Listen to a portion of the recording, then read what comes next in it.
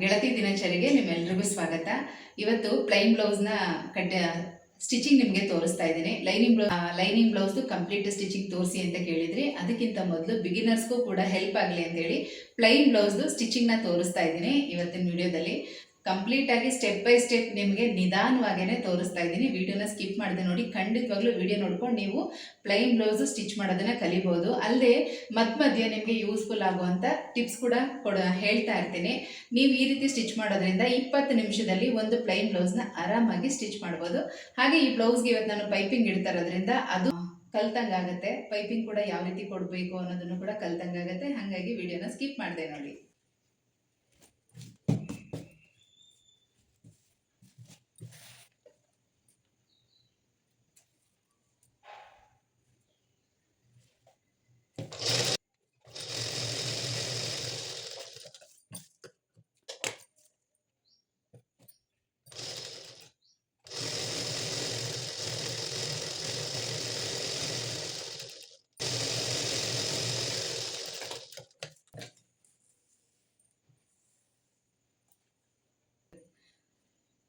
ಇದಕ್ಕೆ ಫೋಲ್ಡಿಂಗ್ಗೆ 1 ಇಂಚ್ ಬಿಟ್ಟಿದ್ರಿಂದ ಇದರಲ್ಲಿ ಈ ರೀತಿ ಫೋಲ್ಡ್ ಮಾಡಿದ್ದೀನಿ.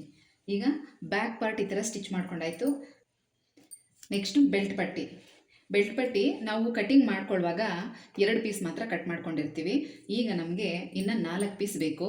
ಬಟ್ಟೆ ಜಾಸ್ತಿ ಇದ್ದರೆ ಇದರಲ್ಲೇ 4 ಪೀಸ್ ನಾವು ಕಟ್ ಮಾಡ್ಕೋಬೋದು. ಇಲ್ಲ ಅಂದರೆ ಇದರಲ್ಲಿ 2 ಪೀಸ್ನ ಕಟ್ ಮಾಡಿಕೊಂಡು ಮಧ್ಯದಲ್ಲಿ ಬೇರೆ ಯಾವುದಾದ್ರೂ ಪೀಸ್ನ ಕೊಡ್ಬೋದು.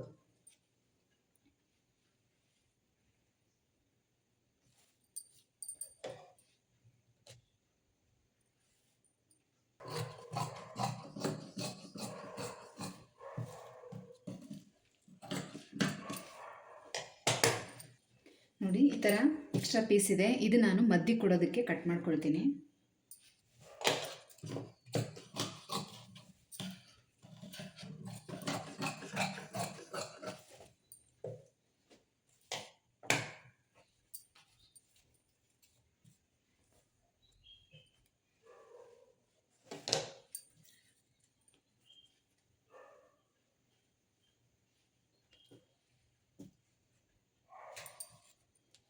ಬಿಗಿನರ್ಸು ನೀಟಾಗಿ ನೀವು ಅಬ್ಸರ್ವ್ ಮಾಡ್ಬೋದು.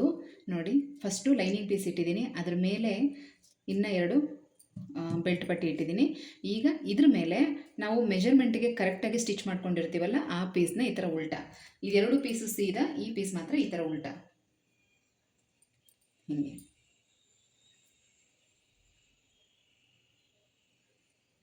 ಈ ಥರ ಇಟ್ಕೊಂಡು ಎರಡನ್ನು ಸ್ಟಿಚ್ ಮಾಡ್ಕೋಬೇಕು.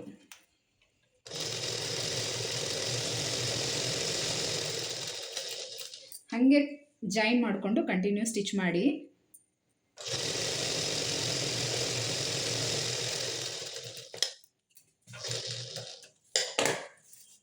ಈಗ ಇಲ್ಲಿ ಏನು ನಾವು ಮೇಲ್ಗಡೆ ಪೀಸ್ ಇಟ್ಟಿರ್ತೀವಲ್ಲ ಅದ್ರ ಮೆಜರ್ಮೆಂಟ್ಗೆ ಈ 2 ಪೀಸ್ನ ಕಟ್ ಮಾಡ್ಕೋಬೇಕು.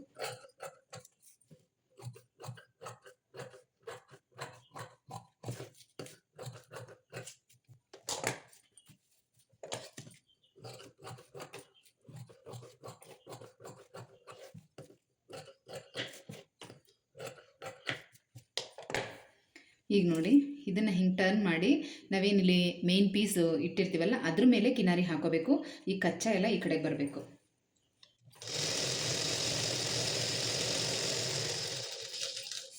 ಈ ಪೀಸನ್ನು ಅದೇ ಥರ ಮಾಡಬೇಕು. ನೋಡಿ, ಇಲ್ಲಿ ಇದು ಮುಂದೆಗಡೆ ಬರುತ್ತೆ, ಇದು ಹಿಂದೆಗಡೆಗೆ ಬರುತ್ತೆ. ಹಾಗಾಗಿ ಇದನ್ನು ಸ್ಟಿಚ್ ಮಾಡಿದ್ಮೇಲೆ ಅದ್ರ ಜೊತೆಗೆ ಹಾಗೆ ಕಂಟಿನ್ಯೂ ಮಾಡ್ಕೊಳ್ಳಿ. ಆಗ ಯಾವುದೇ ಥರ ಕನ್ಫ್ಯೂಸ್ ಆಗಲ್ಲ. ನೋಡಿ, ಈ ಕಡೆಗೆ ಸಿಂಗಲ್ ಪೀಸು, ಈ ಕಡೆಗೆ ಡಬಲ್ ಪೀಸ್.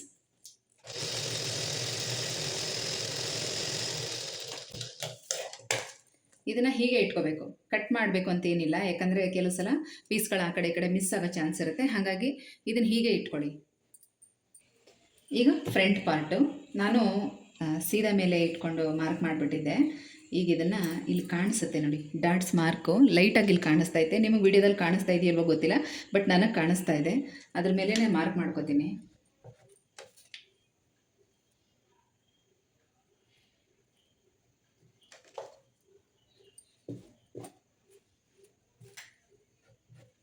ಈ ಥರ ಹಿಂಗೆ ಮಾರ್ಕ್ ಮಾಡ್ಕೊಂಡಿದ್ರ ಮೇಲೆ ಒಂದು ಸಲ ಹಿಂಗೆ ಇಟ್ಬಿಟ್ರೆ ಅದು ನೀಟಾಗಿ ಅದು ಮಾರ್ಕ್ ಅಲ್ಲೇ ಬೀಳುತ್ತೆ.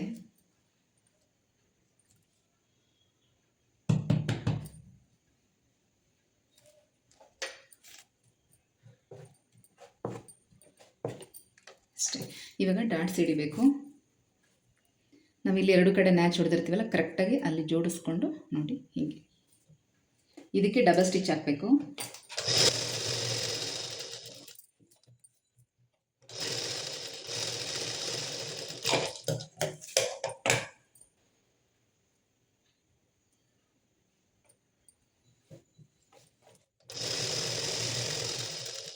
ಇಲ್ಲೂ ಕೂಡ ಡಬಲ್ ಸ್ಟಿಚ್ಚು. ಡಾಟ್ಸ್ಗಳಿಗೆ ಆದಷ್ಟು ಡಬಲ್ ಸ್ಟಿಚ್ ಹಾಕಬೇಕು.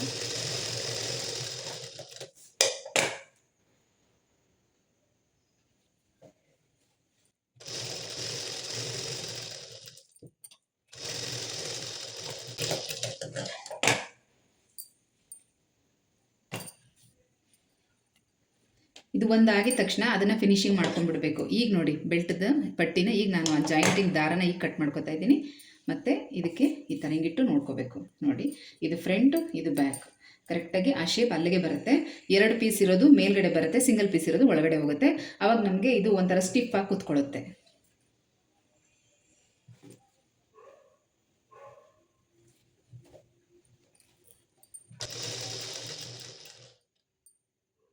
ನೋಡಿ, ಹಿಂಗೆ ಸ್ಟಿಚ್ ಮಾಡುವಾಗಲೇ ಇದನ್ನು ಈ ಥರ ಹಿಂಗೆ ಫೋಲ್ಡ್ ಮಾಡ್ಕೋಬೇಕು. ಹೀಗೆ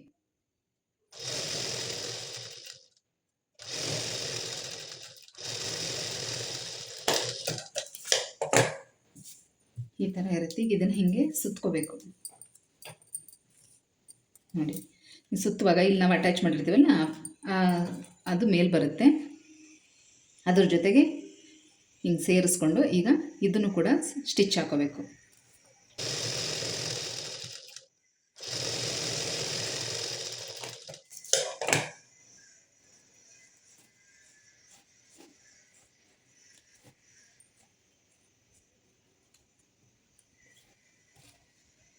ನೋಡಿ, ಕಚ್ಚಾ ಎಲ್ಲ ಒಳಗಡೆ ಹೋಗುತ್ತೆ. ಫಿನಿಶಿಂಗ್ ಈ ಥರ ನೀಟಾಗಿ ಬರುತ್ತೆ.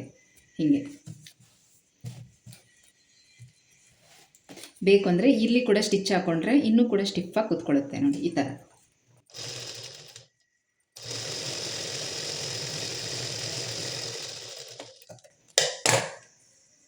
ನೋಡಿ, ಹೀಗೆ ಕ್ಲೀನಾಗಿ ಕೂತ್ಕೊಳ್ಳುತ್ತೆ.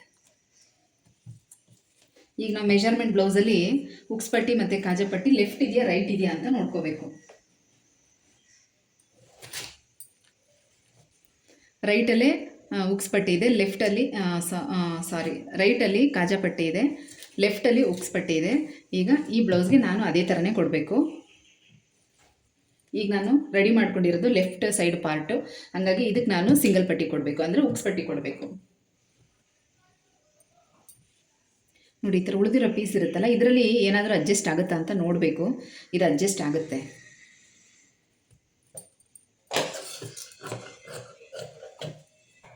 ಅಗಲ 1.5 ಇಂಚಷ್ಟು ತೊಗೊಂಡಿದ್ದೀನಿ. ಉದ್ದ ಒಂದು ಅಂದಾಜು ಮೇಲೆ ಸ್ವಲ್ಪ ಉದ್ದನೇ ತೊಗೊಂಡಿರೋದು. ಜಾಸ್ತಿ ಉದ್ದ ಆದರೆ ನಾವು ಒಳಗಡೆ ಫೋಲ್ಡಿಂಗ್ ಎಲ್ಲ ಮಾಡುವಾಗ ಕಟ್ ಮಾಡ್ಕೋಬೋದು. ನೋಡಿ, ಈ ಥರ ಇದೆ. ಸ್ಟಿಚ್ ಮಾಡ್ಕೊಳ್ತೀನಿ.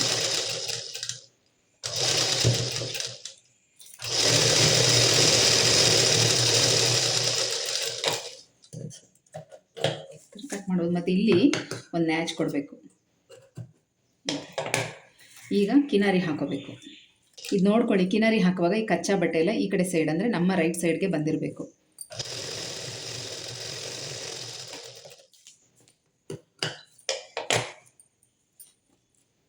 ನೋಡಿ, ಈ ಥರ. ಈಗ ಇದನ್ನು ಹೀಗೆ ಫೋಲ್ಡಿಂಗು.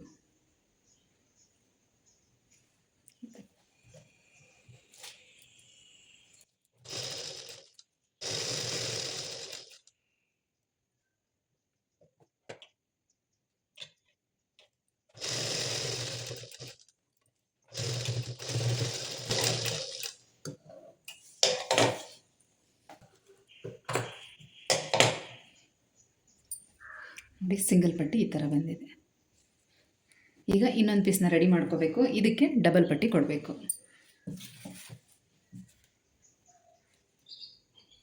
ಅದು ಕೂಡ ಸೇಮ್ ಅದೇ ಥರನೇ.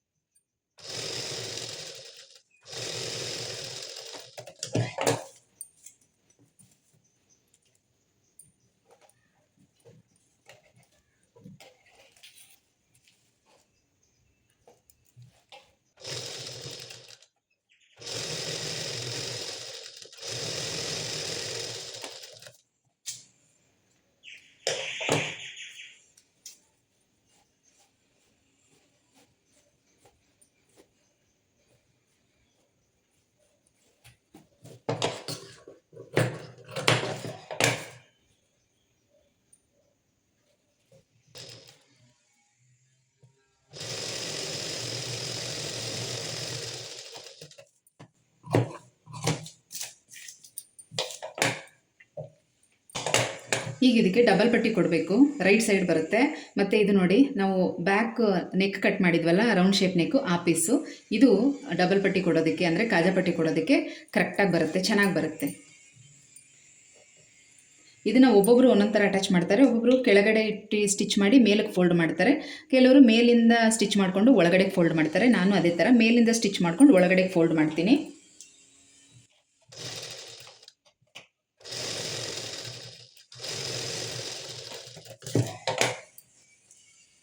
ನೋಡಿ, ಈಗ ಇದನ್ನು ಹಿಂಗೆ ಫೋಲ್ಡ್ ಮಾಡ್ಕೋಬೇಕು.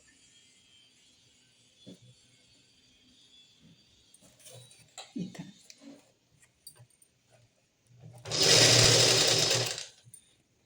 ಇದನ್ನು ಒಳಗಡೆ ಹಿಂಗೆ ಫೋಲ್ಡ್ ಮಾಡಬೇಕು.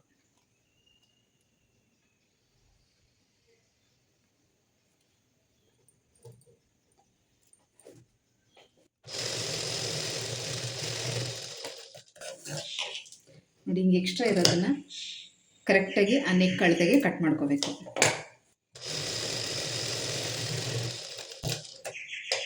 ಹೀಗೆ ಡಬಲ್ ಸ್ಟಿಚ್ ಹಾಕಬೇಕು. ಕಾಣಿಸ್ತಾ ಇದೆಯಾ? ಹೀಗೆ ಬರಬೇಕು. ಈ ಫಿನಿಶಿಂಗ್ ನೋಡಿ ಹೇಗೆ ಕಾಣ್ತಾ ಇದೆ ಅಂತ.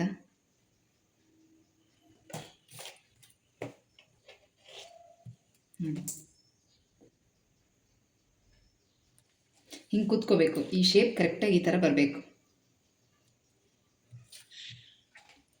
ಈಗ ಇದು ಎರಡು ಫ್ರಂಟ್ ಪಾರ್ಟ್ ಫಿನಿಶಿಂಗ್ ಆದಮೇಲೆ ನಾವು ಸ್ಟಿಚ್ ಮಾಡಿರೋಂಥ ಸಿಂಗಲ್ ಪಟ್ಟಿ ಡಬಲ್ ಪಟ್ಟಿ ಎರಡೂ ಕರೆಕ್ಟಾಗಿದೆಯಾ ಅಂತ ಒಂದು ಸಲ ಚೆಕ್ ಮಾಡ್ಕೋಬೇಕು. ಈ ಥರ ಇಟ್ಟು ನೋಡಬೇಕು.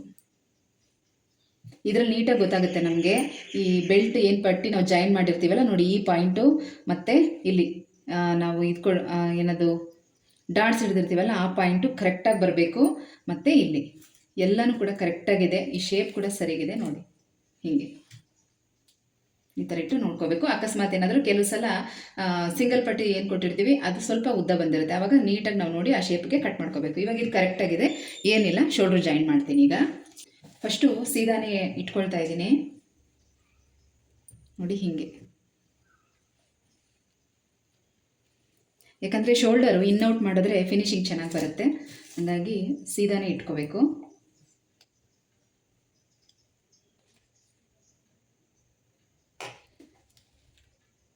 ಒಂದು ಪಾಯಿಂಟ್ ಗ್ಯಾಪಲ್ಲಿ ಫಸ್ಟು ಸ್ಟಿಚ್ ಹಾಕೋಬೇಕು.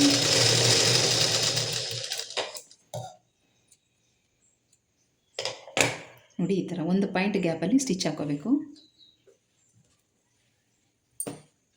ಆಮೇಲೆ ಹಿಂಗೆ ಫೋಲ್ಡ್ ಮಾಡ್ಕೋಬೇಕು.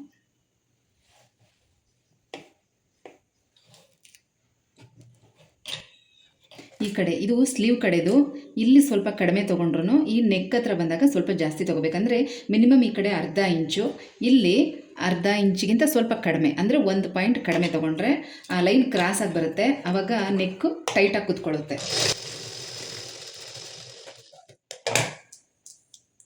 ಕಾಣಿಸ್ತಾ ಇದೆ ನಿಮಗೆ? ಈ ಸ್ಟಿಚಿಂಗ್ ಕಾಣ್ತಾ ಇದೆ ನೋಡಿ. ಇಲ್ಲಿ ಕಡಿಮೆ ತೊಗೊಂಡಿದ್ದೀನಿ. ಇದು ಹೀಗೆ ಡೌನ್ ಬರಬೇಕು ಕ್ರಾಸಾಗಿ ಫ್ರಂಟ್ಗೆ. ಈ ಸ್ಲೀವ್ ಕಡೆಯಿಂದ ಫ್ರಂಟ್ಗೆ ಹೀಗೆ ಕ್ರಾಸಾಗಿ ಬರಬೇಕು.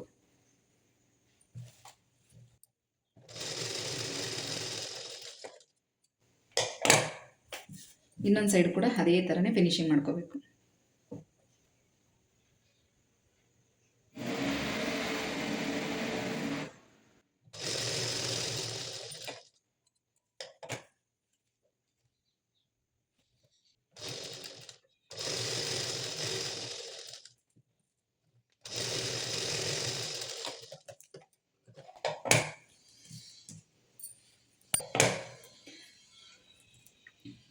ನೋಡಿ, ಈ ಥರ ಕಾಣಿಸುತ್ತೆ. ಇದು ಫಿನಿಶಿಂಗ್ ನೀಟಾಗಿ ಬರುತ್ತೆ.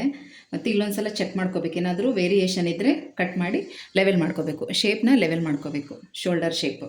ಇವಾಗ ಇದು ಕರೆಕ್ಟಾಗಿದೆ. ನಾನೀಗ ಇದಕ್ಕೆ ಕ್ರಾಸ್ ಪೀಸ್ ಕೊಡ್ತಾಯಿದ್ದೀನಿ. ಮೆಜರ್ಮೆಂಟ್ ಬ್ಲೌಸಲ್ಲಿ ಪೈಪಿಂಗ್ ಇದೆ. ನಾನು ಈಗ ಇದಕ್ಕೆ ಪೈಪಿಂಗ್ ಕೊಡ್ತಾಯಿದ್ದೀನಿ.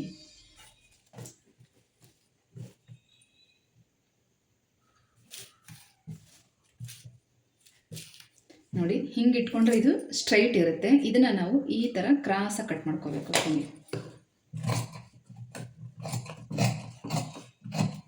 ನಾನು ಇದನ್ನು ಡಬಲ್ ಫೋಲ್ಡಿಂಗಲ್ಲಿ, ಅಂದರೆ 4 ಪೀಸ್ ಫೋಲ್ಡಿಂಗಲ್ಲಿ ಹಾಕ್ಕೊಂಡಿದ್ದೀನಿ. ಕಟ್ ಮಾಡಿದಾಗ ಒಟ್ಟಿಗೆ ನನಗೆ 4 ಪೀಸ್ ಸಿಗುತ್ತೆ. ಮತ್ತು ಇದು ಅಗಲ ಕೂಡ ಅಷ್ಟೇ, ಮಿನಿಮಮ್ 1.5 ಇಂಚು ನಾನು ಗ್ಯಾಪ್ ತೊಗೋತಾ ಇದ್ದೀನಿ.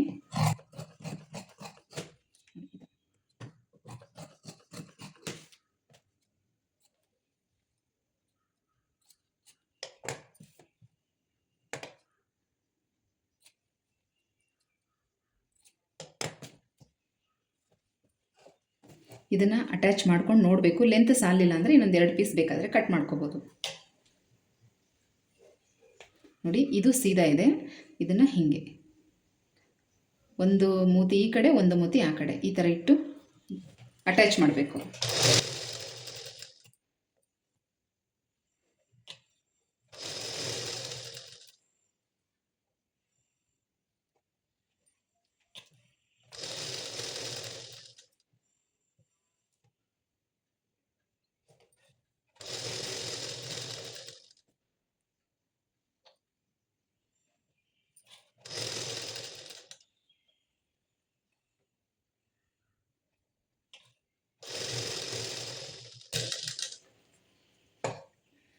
ನೋಡ್ತಾ ಇದ್ದೀರಲ್ಲ, ಈ ಥರ ಸ್ಟಿಚ್ ಅಂದರೆ ಒಂದಕ್ಕೊಂದು ಜಾಯಿನ್ ಮಾಡ್ಕೊಂಡಿರೋದಷ್ಟೇ. ಈಗ ಒಟ್ಟಿಗೆ ಕಟ್ ಮಾಡ್ಕೊಳ್ತೀನಿ.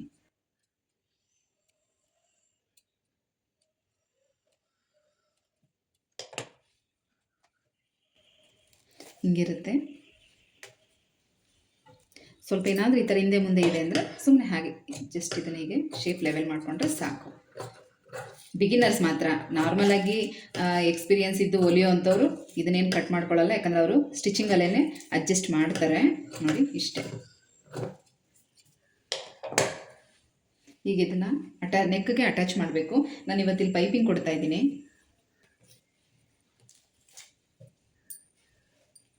ಫ್ರಂಟಿಂದ ತಗೋಬೇಕು. ಸ್ವಲ್ಪ ಒಂದು ಅರ್ಧ ಇಂಚು ಮುಂದೆ ಬಿಡಬೇಕು.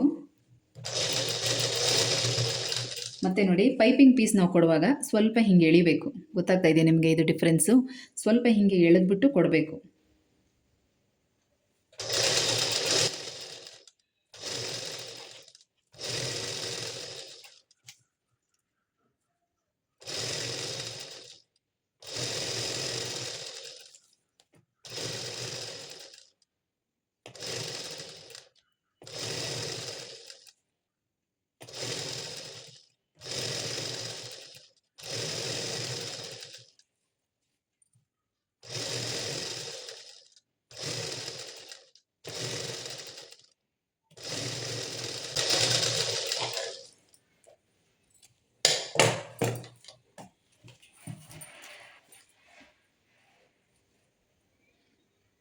ಕಾಲು ಇಂಚು ಗ್ಯಾಪಲ್ಲಿ ಸ್ಟಿಚ್ ಮಾಡ್ಕೋಬೇಕು. ಇದು ನೋಡಿ ಸ್ವಲ್ಪ ಪೈಪಿಂಗಿಗೆ ಮಾತ್ರ ಈ ಥರ ಬಾಡಿ ಪೀಸ್ನ ಎಳಿಬಾರ್ದು, ನೆಕ್ ಪೀಸ್ ಮಾತ್ರ ಎಳಿಬೇಕು.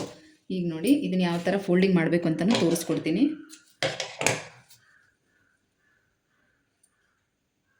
ಹಿಂಗೆ ಫೋಲ್ಡ್ ಮಾಡಬೇಕು. ಈ ಕಚ್ಚಾ ಎಲ್ಲ ಈ ಕಡೆಗೆ ಬರಬೇಕು. ಇದನ್ನು ಹಿಂಗೆ ಕವರ್ ಮಾಡ್ಕೋಬೇಕು. ಅದನ್ನು ಹೀಗೆ ಕವರ್ ಮಾಡಿಕೊಂಡು ಈ ಎಡ್ಜಲ್ಲಿ ಸ್ಟಿಚ್ ಹಾಕ್ಕೊಂಡು ಹೋಗಬೇಕು. ಜಾಸ್ತಿ ಚಿಕ್ಕದಾಗಿ ಫೋಲ್ಡ್ ಮಾಡಬಾರ್ದು, ಯಾಕಂದರೆ ಮತ್ತೆ ಇದು ಇನ್ನೊಂದು ಫೋಲ್ಡಿಂಗ್ ಆಗುತ್ತೆ. ಹಾಗಾಗಿ ಮಿನಿಮಮ್ ಇಷ್ಟಿರಬೇಕು, ಅರ್ಧ ಇಂಚಷ್ಟು ಬರಬೇಕಿದೆ ಈ ಥರ. ನೋಡಿ ಈ ಬೆರಳುಗಳ ಸಹಾಯದಿಂದ ನಾವು ಈ ಕಚ್ಚಾ ಬಟ್ಟೆಯನ್ನು ಹಿಂಗೆ ತಳ್ಕೋಬೇಕು. ಒಳಗಡೆಗೆ ತಳ್ಕೊಂಡು ಅದ್ರ ಮೇಲೆ ಹಿಂಗೆ ಕವರ್ ಮಾಡಬೇಕು.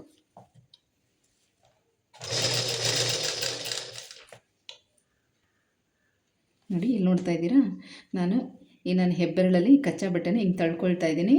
ಮತ್ತು ಈ ಥರ ಹಿಂಗೆ ಫೋಲ್ಡಿಂಗ್.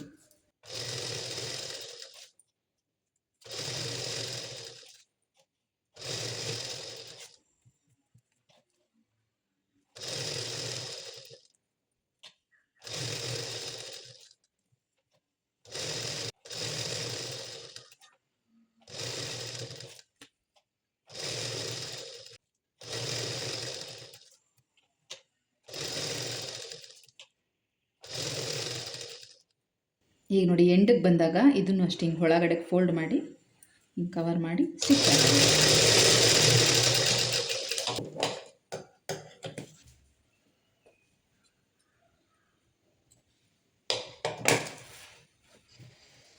ನೋಡಿ ಒಳಗಡೆ ಈ ಥರ ಇರುತ್ತೆ.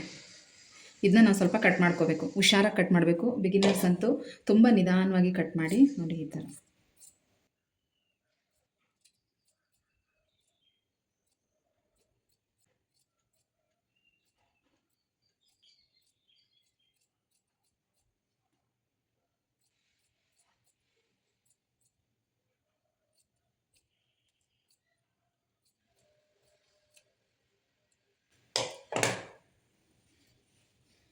ನೋಡಿ ಹಿಂಗೆ ನೀಟಾಗಿ ಕಟ್ಟಿಂಗ್ ಮಾಡ್ಕೊಂಡ್ಮೇಲೆ ಈ ಥರ ಬರುತ್ತೆ.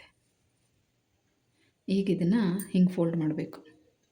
ಆಲ್ರೆಡಿ ನಾವು ಇದನ್ನು ಕವರ್ ಮಾಡಿ ಸ್ಟಿಚ್ ಮಾಡಿರೋದ್ರಿಂದ ಕಚ್ಚಾ ಬಟ್ಟೆ ನಮಗೆ ಈ ಕಡೆಗೆ ಫೋಲ್ಡ್ ಆಗಿದೆ. ಹಾಗಾಗಿ ತುಂಬ ಈಸಿ ಮೆಥಡ್ ಇದು. ಒಂದೆರಡು ಸಲ ಸ್ಟಿಚ್ ಮಾಡೋವರೆಗೂ ಅಷ್ಟೇ. ನೋಡಿ ಈ ಥರ ನೀಟಾಗಿ ಹಿಂಗೆ ಕೂತ್ಕೊಳ್ಳುತ್ತೆ. ಈಗೇನು ಮಾಡಬೇಕು ಅಂದರೆ ಸ್ಟಿಚಿಂಗ್ ನಾವು ಇಲ್ಲಿ ಬರೋ ಥರ ಹಾಕಬೇಕು. ಇಲ್ಲಿ ಪಕ್ಕದಲ್ಲೇ ಇಲ್ಲಿ ಏನು ನಾವು ಅಟ್ಯಾಚ್ ಮಾಡಿರೋದು ಲೈನ್ ಕಾಣಿಸುತ್ತೆ ಸ್ಟಿಚ್ ಮಾಡುವಾಗ.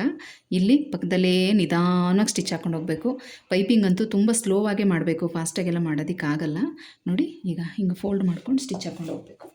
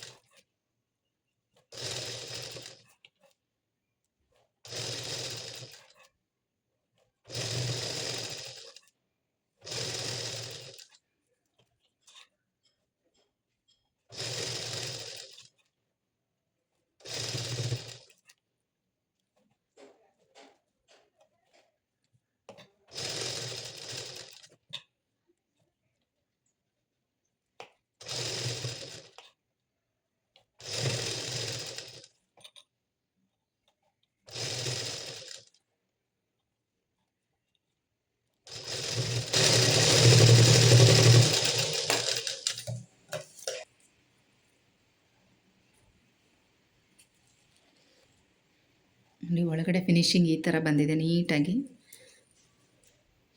ಎಲ್ಲೂ ಕೂಡ ಒಂದು ಸೈಡೂ ಕಚ್ಚಾ ಕಾಣಿಸೋದಾಗಲಿ ಆ ಥರ ಎಲ್ಲ ಏನೂ ಇಲ್ಲ. ಫೋಲ್ಡಿಂಗು ಫಿನಿಶಿಂಗ್ ಎಲ್ಲ ನೀಟಾಗಿ ಬಂದಿದೆ ನೋಡಿ. ಏನಂದರೆ ಈಗೆಲ್ಲ ಥ್ರೆಡ್ ಪೈಪಿಂಗ್ ನೋಡಿ ನೋಡಿ ಇದು ಸ್ವಲ್ಪ ದಪ್ಪ ಅಂತ ಅನಿಸುತ್ತೆ, ಬಟ್ ಮೊದಲೆಲ್ಲ ಹೀಗೇ ಮಾಡ್ತಾ ಇದ್ದಿದ್ದು. ಈಗ ಸ್ಲೀವ್ ಜಾಯಿನ್ ಮಾಡಬೇಕು.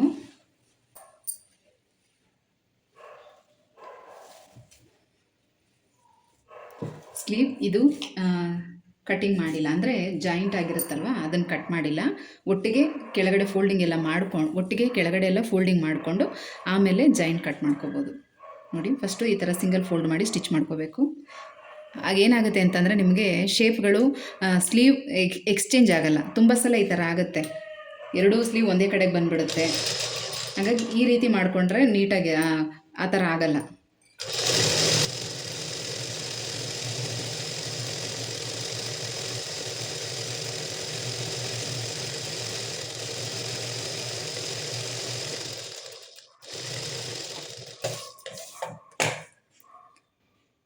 ಈಗ ಈ ಥರ 1 ಇಂಚ್ ಫೋಲ್ಡಿಂಗ್, ಇದನ್ನು ಮಧ್ಯದಲ್ಲಿ ಡಮ್ಮಿ ಸ್ಟಿಚ್ ಹಾಕೋಬೇಕು.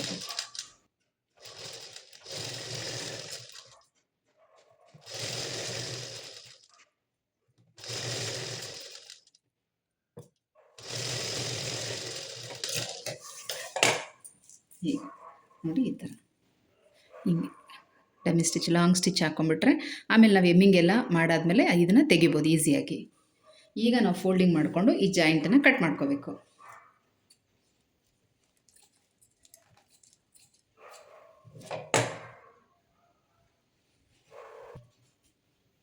ಇದು ಫ್ರಂಟ್ ಶೇಪು, ಇದು ಬ್ಯಾಕ್ ಶೇಪು. ಈಗ ಇದು ಯಾವ ಕಡೆಗೆ ಬರುತ್ತೆ ಅಂತ ನೋಡಬೇಕು. ರೈಟ್ ಸೈಡಿಗೆ ಬರುತ್ತೆ ನೋಡಿ ಹೀಗೆ.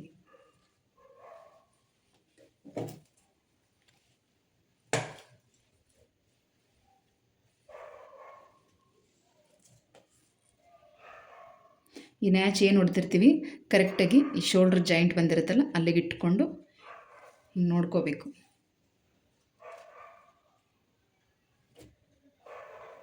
ಕರೆಕ್ಟಾಗಿ ಬರುತ್ತೆ.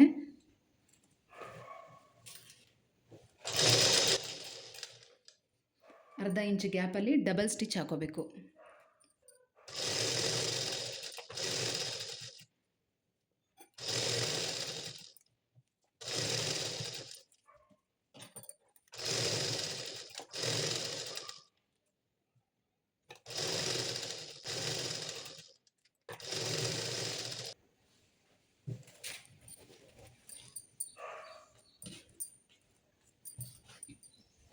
ಈಗ ಸ್ಲೀವ್ ಅಟ್ಯಾಚ್ ಆಗಿದ ತಕ್ಷಣ ಸೈಡ್ ಜಾಯಿನ್ ಮಾಡ್ಕೊಂಡ್ಬಿಡ್ತೀನಿ. ಯಾಕಂದರೆ ಒಂದು ಕಡೆಯಿಂದ ಫಿನಿಶಿಂಗ್ ಮಾಡ್ಕೊಂಡು ಹೋಗ್ಬಿಟ್ರೆ ಬೇಗ ಕೆಲಸ ಆಗುತ್ತೆ. ಮತ್ತು ನೋಡಿ ಇಲ್ಲಿ ಇದು ಈ ಥರ ಹಿಂಗೆ ಇಟ್ಟು ನೋಡಬೇಕು. ಫಸ್ಟು ಹೀಗೆ ಹಿಡಿದು ನೋಡಿದಾಗ ನಮಗೇನಾದರೂ ಫ್ರಂಟ್ ಉದ್ದ ಬಂದರೆ ಇಲ್ಲಿ ಸೈಡ್ ಡಾಟ್ಸ್ ಬರೋದಿಲ್ಲ. ಫ್ರಂಟ್ ಏನಾದರೂ ಉದ್ದ ಬಂದರೆ ಮಾತ್ರ ಈ ಸೈಡ್ ಡಾಟ್ಸ್ ಬರುತ್ತೆ. ಆಗ ನಮಗೆ ಫ್ರಂಟಲ್ಲಿ 4 ಡಾಟ್ಸ್ ಇರುತ್ತೆ, ಇಲ್ಲಾಂದರೆ 3 ಡಾಟ್ಸು ಬರೋದು. ಈಗ ಈ ಥರ ಇದೆ, ಕರೆಕ್ಟಾಗಿದೆ, ಸ್ವಲ್ಪನೂ ಕೂಡ ಉದ್ದ ಇಲ್ಲ. ಈಗ ನಾನು ಕೆಳಗಡೆ ಸೊಂಟದ್ದು ಅಳತೆ ಮಾರ್ಕ್ ಮಾಡ್ಕೋತಾ ಇದ್ದೀನಿ. ಮತ್ತು ನೋಡಿ ನಾವು ಕಾಜಾಪಟ್ಟಿ, ಈಗ ಈ ಕಡೆ ಕಾಜಾಪಟ್ಟಿ ಕಡೆ ನಾನು ಅಂದರೆ ರೈಟ್ ಸೈಡ್ ಫೋಲ್ಡ್ ಮಾಡ್ಕೊಂಡಿರೋದ್ರಿಂದ ಈ ಕಾಜಾಪಟ್ಟಿ ಬಂದಿದೆ, ಆ ಕಡೆಯಿಂದನೇ ನಾವು ಅಳತೆ ನೋಡಬೇಕು. ಹೀಗೆ ಕರೆಕ್ಟಾಗಿ ಮಾರ್ಕ್ ಮಾಡ್ಕೋಬೇಕು, ಇದೇನಿದೆ ಅಲ್ಲಿಗೆ ಮಾರ್ಕ್ ಮಾಡ್ಕೋಬೇಕು. ಮತ್ತು ಇಲ್ಲಿ ನಾವು ಹಾರ್ಮಲ್ ಪಾಯಿಂಟ್ ನ್ಯಾಚ್ ಹೊಡೆದಿರ್ತೀವಿ, ಅದು ಸರಿ ಇದೆಯಾ ಇಲ್ವಾ ಅಂತ ಒಂದು ಸಲ ಚೆಕ್ ಮಾಡ್ಕೋಬೇಕು. ಯೂಶಲಾಗಿ ಕರೆಕ್ಟಾಗಿರುತ್ತೆ. ಏನಾದರೂ ಸ್ವಲ್ಪ ಮಿಸ್ಟೇಕ್ ಆಗಿದರೆ ಒಂದು 1/4 ಇಂಚ್ ಆ ಕಡೆ ಕಡೆ ಬರುತ್ತೆ ಅಷ್ಟೇ. ಜಾಸ್ತಿ ವೇರಿಯೇಷನ್ ಬಂದರೆ ಕಟಿಂಗಲ್ಲಿ ಮಿಸ್ಟೇಕ್ ಜಾಸ್ತಿ ಆಗಿದೆ ಅಂತಲೇ ತಿಳ್ಕೊಬೇಕು. ಮತ್ತು ನೋಡಿ ಹಿಂಗೆ ಅಳತೆ ನೋಡಬೇಕು, ಇಲ್ಲಿಂದ ಕರೆಕ್ಟಾಗಿ ಪಾಯಿಂಟು ಶೋಲ್ಡರ್ ಪಾಯಿಂಟ್ ಇಟ್ಕೊಂಡು ನೋಡಬೇಕು. ಇಲ್ಲಿಗೆ ಒಂದು ಸಲ ಮಾರ್ಕ್ ಮಾಡ್ಕೋಬೇಕು. ಕರೆಕ್ಟಾಗಿದೆ ನೋಡಿ, ನಾನಿಲ್ಲಿ ನ್ಯಾಚ್ ಹೊಡೆದಿದ್ದೀನಿ, ಹಾರ್ಮಲ್ ಜಾಯಿಂಟ್ ಪಾಯಿಂಟು ಕರೆಕ್ಟಾಗಿ ಅಲ್ಲಿಗೆ ಬಂದಿದೆ. ಮತ್ತೀಗ ಸ್ಲೀವ್ ನೋಡ್ಕೋಬೇಕು. ಸ್ಲೀವ್ ಕೂಡ ಅಷ್ಟೇ, ರೈಟ್ ಸ್ಲೀವು ರೈಟ್ಗೆ, ಲೆಫ್ಟ್ ಸ್ಲೀವು ಲೆಫ್ಟ್ಗೆ. ಯಾಕೆ ಅಂದರೆ ಕೆಲವ್ರಿಗೆ ರೈಟ್ ಹ್ಯಾಂಡ್ ದಪ್ಪ ಇರುತ್ತೆ, ಲೆಫ್ಟ್ ಹ್ಯಾಂಡ್ ಸಣ್ಣ ಇರುತ್ತೆ. ಹಾಗಾಗಿ ಕರೆಕ್ಟಾಗಿ ಲೆಫ್ಟ್ಗೆ ಲೆಫ್ಟು, ರೈಟ್ಗೆ ರೈಟು, ಹಾಗೆಯೇ ಮೆಜರ್ಮೆಂಟ್ ನೋಡಬೇಕು.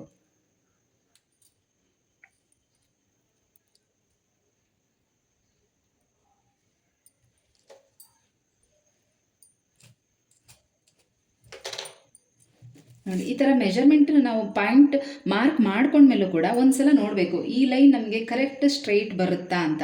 ಇಲ್ಲ ಅಂದಾಗ ಸ್ವಲ್ಪ ಪಕ್ಕಕ್ಕೆ ಹಾಕೋಬೇಕು. ಇದನ್ನು ಕರೆಕ್ಟಾಗಿ ತಿಳ್ಕೊಳ್ಳಿ. ಆಮೇಲೆ ಬೇಕಾದರೆ ನಮಗೆ ಫುಲ್ ಫಿನಿಶಿಂಗ್ ಆದಮೇಲೆ ಮೆಜರ್ಮೆಂಟ್ ಬ್ಲೌಸ್ ಇಟ್ಟು ನೋಡಿದಾಗ ಏನಾದರೂ ಸೊಂಟ ಲೂಸ್ ಆಗ್ತಾಯಿದೆ, ಸ್ವಲ್ಪ ದೊಡ್ಡದಾಗಿದೆ ಅಂತ ಅನಿಸಿದ್ರೆ ಒಂದು ಸ್ಟಿಚ್ ಹಾಕೋಬೋದು. ಆದರೆ ಬಟ್ ಈ ಸ್ಟಿಚ್ ಏನಂದರೆ ಫುಲ್ಲು ಸ್ಟ್ರೈಟಾಗಿ ಬರಬೇಕು. ಈ ಸ್ಟಿಚ್ ಏನಂದರೆ ಫುಲ್ ಸ್ಟ್ರೈಟಾಗಿ ಬರಬೇಕು. ಹಾಗಾಗಿ ನೋಡಿ ಮಾರ್ಕ್ ಇಲ್ಲಿದೆ, ನಾನು ಸ್ವಲ್ಪ ಪಕ್ಕಕ್ಕೆ ತೊಗೊಂಡಿದ್ದೀನಿ. ಈಗ ಇದನ್ನು ಕರೆಕ್ಟಾಗಿ ಇಟ್ಕೊಂಡು ಸ್ಟ್ರೈಟಾಗಿ ಸ್ಟಿಚ್ ಹಾಕೋಬೇಕು.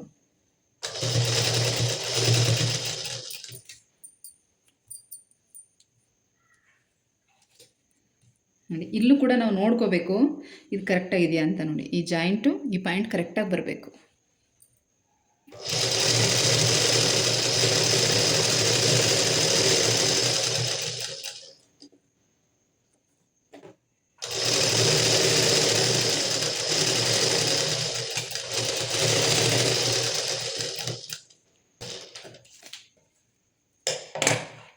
ನೋಡಿ ಈಗ ಕರೆಕ್ಟಾಗಿ ಸ್ಟ್ರೈಟಾಗಿ ಬಂದಿದೆ, ಕಾಣಿಸ್ತಾ ಇದೆಯಾ? ಹಿಂಗೆ ಬರಬೇಕು. ಈಗ ಇದ್ರ ಪಕ್ಕ ಪಕ್ಕ ಇನ್ನೂ 2 ಸ್ಟಿಚ್ ಹಾಕೋಬೇಕು.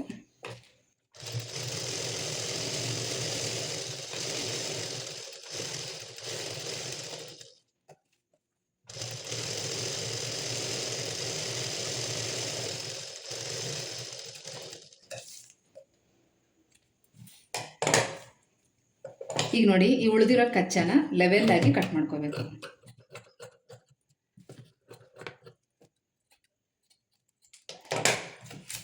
ಕಟ್ ಮಾಡಿಕೊಂಡು ಈ ಎಂಡಿಂಗಲ್ಲೂ ಕೂಡ ಒಂದು ಸ್ಟಿಚ್ ಹಾಕೋಬೇಕು.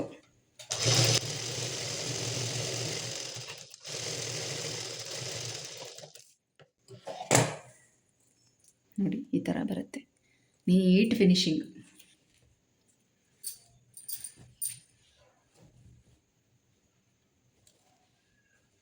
ಈ ಪಾಯಿಂಟ್ ಕಾಣಿಸ್ತಾ ಇದೆಯಾ? ಕರೆಕ್ಟಾಗಿ ಬಂದಿದೆ.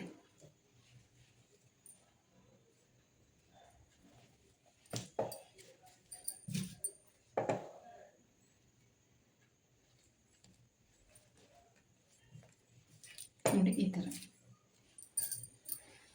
ಮೇನ್ ಇದೆ, ಈ ಥರ ನೀಟಾಗಿ ಬಂದುಬಿಟ್ರೆ ಎಲ್ಲೂ ರಿಂಕಲ್ಸ್ ಬರಲ್ಲ, ಕರೆಕ್ಟಾಗಿ ಬರುತ್ತೆ. ಆಗ ಈಗ ಇನ್ನೊಂದು ಕಡೆನೂ ಅದೇ ಥರನೇ ಜಾಯಿನ್ ಮಾಡ್ಕೋಬೇಕು. ಸ್ಲೀವ್ ಎಲ್ಲ ಜಾಯಿನ್ ಮಾಡಿ ಸೈಡ್ ಅಟ್ಯಾಚ್ ಮಾಡ್ಕೋಬೇಕು. ಈಗ ಈ ಥರ ಮೆಜರ್ಮೆಂಟ್ ಒಂದು ಸಲ ಚೆಕ್ ಮಾಡ್ಕೋಬೇಕು.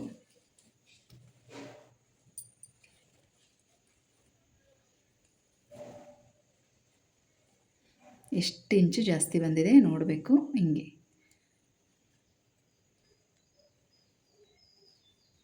ನೋಡಿ ಮಿನಿಮಮ್ 3/4 ಇಂಚ್ ಅಂತೂ ಬರುತ್ತೆ ನಾವು ಫೋಲ್ಡಿಂಗ್ ಮಾಡುವಾಗ. ಬ್ಯಾಕ್ ಡಾಟ್ಸ್ ಹಿಡಿಬೇಕು. ಈ ಶೋಲ್ಡರ್ ಇರುತ್ತಲ್ಲ ಇದೆರಡರ ಮಧ್ಯಭಾಗ ಹಿಂಗೆ ತೊಗೋಬೇಕು. ಇಲ್ಲಿಂದ ಇಲ್ಲಿಗೆ ಮಿನಿಮಮ್ 4 ಇಂಚು ತೊಗೊಂಡ್ರೆ ಸಾಕು. ಈಗ ಮತ್ತೆ ಇದು 3/4 ಇಂಚು ಬರ್ತಾ ಇದೆ. ನಾನು ಅಂದಾಜು ಮೇಲೆ 3/4 ಇಂಚು ಡಾಟ್ ಹಿಡಿತೀನಿ.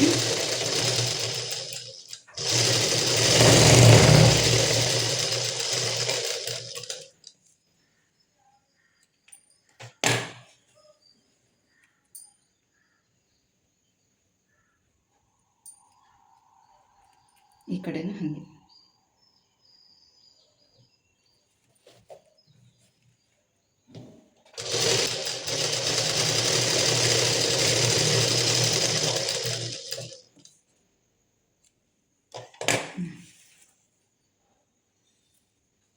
ಈಗ ಇನ್ನೊಂದು ಸಲ ಚೆಕ್ ಮಾಡಬೇಕು.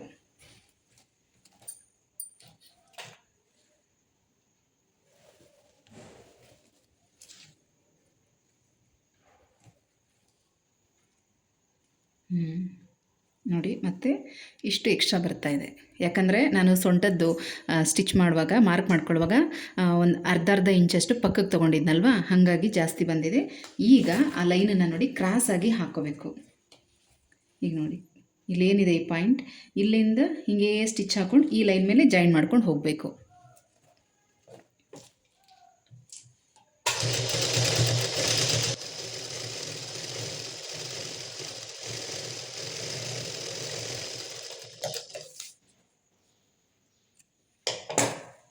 ಕಾಣಿಸ್ತಾ ಇದೆಯಾ ನಿಮಗೆ?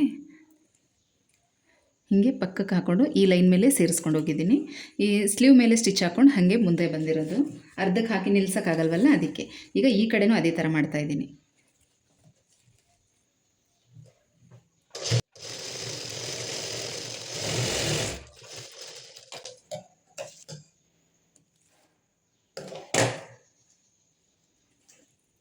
ಈಗ ಇನ್ನೊಂದು ಸಲ ಫೈನಲ್ ಚೆಕ್.